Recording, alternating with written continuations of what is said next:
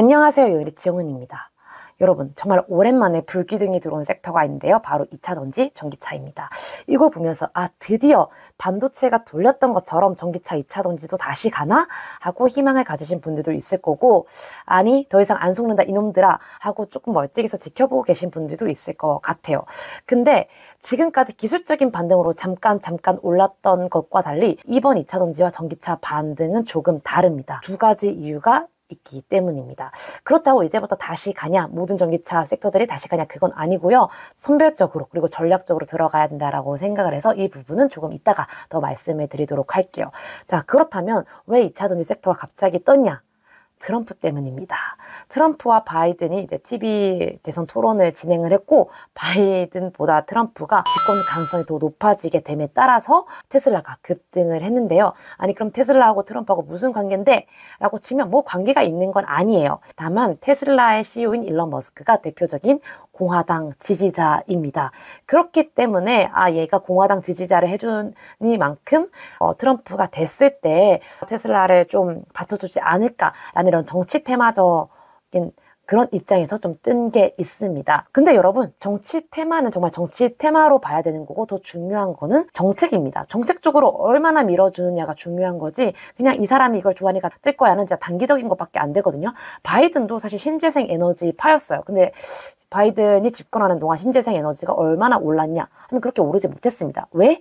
경제 상황이 받쳐주지 못했어요. 고금리 상황에서 관련된 인프라 늘리는 것도 어렵고 이런 것들을 더 추가하는 게 어려움이 있었기 때문에 신재생 에너지가 주춤했지만, 오히려 AI가 뜨니까, AI로 인해서 전력이 많이 필요하게 되니까 신재생이 더 뜨게 되는 그런 반사 이익적인 효과를 누리게 된 거죠. 그래서 오히려 정책적으로 뭘 밀어주냐가 더 중요하게 되는 것 같고요. 그래서 트럼프가 될 거니까 테슬라가 잘 될 거야는 단기적인 관점이고, 중장기적으로는 바라보진 않으셨으면 좋겠어요. 근데 만약에 이런 전기차와 관련해서 트럼프가 진짜 테슬라 밀어주기 정책이다 라고 생각이 든다면 눈여겨봐도 되겠죠. 이제 저는 두 번째 더 집중을 했는데요. 대표적인 전기차 기업인 테슬라 그리고 리비안이 2분기 전기차 인도량이 예상치보다 조금 더 높게 나왔다는 점인데요. 아무래도 이 점은 전기차가 생각보다 많이 안 팔리네, 좀 부진하네, 이런 분위기를 좀 반전시켜줄 수 있다는 점에서 트럼프의 제 효과가 같이 또 뜬 게 아닌가라고 생각이 들었습니다. 우리나라에서도 호재가 하나 큰 게 터졌습니다. 바로 LG 에너지 솔루션이 중국이 독점을 하고 있던 LFP 배터리에서 첫 수주를 터뜨린 건데요. 유럽에 있는 르노에 약 5년간 LFP 배터리를 납품을 하기로 했습니다. 4조 원에서 5조 원 가량의 정말 큰 잭팟 물량이라고 하는데, 유럽 입장에서도 아무래도 미국이 중국을 좀 싫어하는 입장이고, 앞으로 유럽 역시도 중국의 관세를 높일 예정이라고 하니까, 만약에 LG 엔솔이 이게 좀 성능도 괜찮다고 판단이 된다면 굳이 중국 거를 쓰지 않고 한국으로 또 들어오는 기회가 될 수도 있겠죠.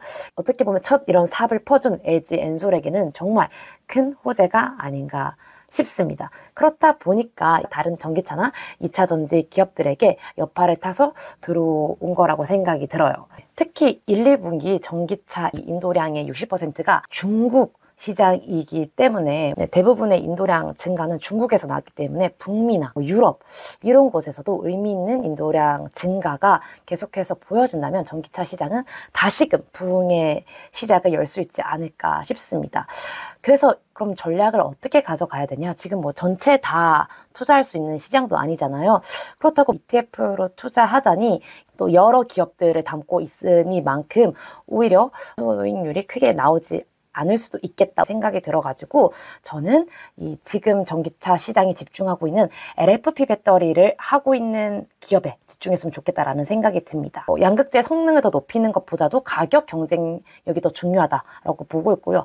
아무래도 물가가 많이 오르고 소비 시장이 침체되지 않으려면은 전기차들이 좀 가격들이 잡혀줘야 됩니다. 전기차들이 가격이 잡혀주려면 배터리 가격도 잡혀줘야 되는 거고요. 그래서 이 LFP 배터리 시장을 뚫은 LG 에너지 솔루션 이 사실 대장이기 때문에 그걸 좀 집중하는 게 어떨까라는 생각이 들고요. 하나 더 코스닥 기업을 보자면 탑 머티리얼이라는 기업이 있습니다. 이 기업 역시도 LFP 양극재를 국산화에 성공한 또 기술력이 있는 기업인데요. 또 여러 북미 기업과 MOU를 맺고 있고 공급을 하고 있는 또 많은 양극재 많은 전기차 기업들 중에 PER이 엄청 높은 기업들이 많잖아요. 아직까지도 주가가 이렇게 많이 내려왔음에도 불구하고 PER 50, 100 이런 기업들이 많은데 PER이 아직까지 30 정도로 적은 기업이긴 하거든요. 그 말은 즉슨 어느 정도 영업이익이 받쳐주고 있다는 뜻입니다. 실제로 영업이익을 봤을 때도 작년에 상황이 되게 안 좋았음에도 불구하고 100억대 그리고 올해는 250억대의 영업이익을 지켜주었고요. 영업이익률 ROE도 꽤 높은 편이기 때문에 이 정도 양극재 회사면 꽤 탄탄하다라는 생각이 들어서 탑머티리얼 아니면 LG에너지 솔루션 정도의 뭔가 2차전지 기업에 다시 관심을 가지게 된 분들은 집중하는 게 어떨까라는 생각이 듭니다. 기관 수급도 아주 좋네요. 요새는 이렇게 호재가 들어왔다 하더라도 또 수급 꼬이면 다시 또 내려가기 때문에 돈이 정말 왔다 갔다 합니다. 지금 LG에너지 솔루션이나 탑머티리얼 정도가 수급이 괜찮게 몰려있기 때문에 단기적으로는 또 괜찮은 흐름을 보여주지 않을까라는 생각이 들고, 만약에 중장기적으로 전기차 인도량이나 점유율이 또 우리나라 기업들의 수주가 많아진다면 다시금 어게인 2020, 어게인 2021년도와 같은 그런 상황이 또 생길 수도 있지 않을까 기대를 해봅니다. 자, 오늘은 이렇게 갑자기 불기둥이 생긴 2차전지 전기차 무슨 일이야 하고 살펴봤고요. 정치적인 테마 쪽으로도 엮인 것도 있고 인도량 증가에 따른 호조도 맞지만 아직 전체적인 분위기가 바뀐 게 아니기 때문에 실질적으로 이익이 나오고 있고 수주를 뜰은 LFP 배터리를 납품하고 있는 기업들로 집중하면 좋겠다가 영상의 요지였습니다. 그럼 이번 영상도 봐주셔서 감사하고요. 목소리가 좀 달라졌죠? 목이 갔어요.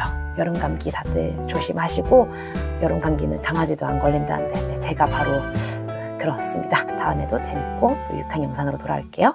안녕.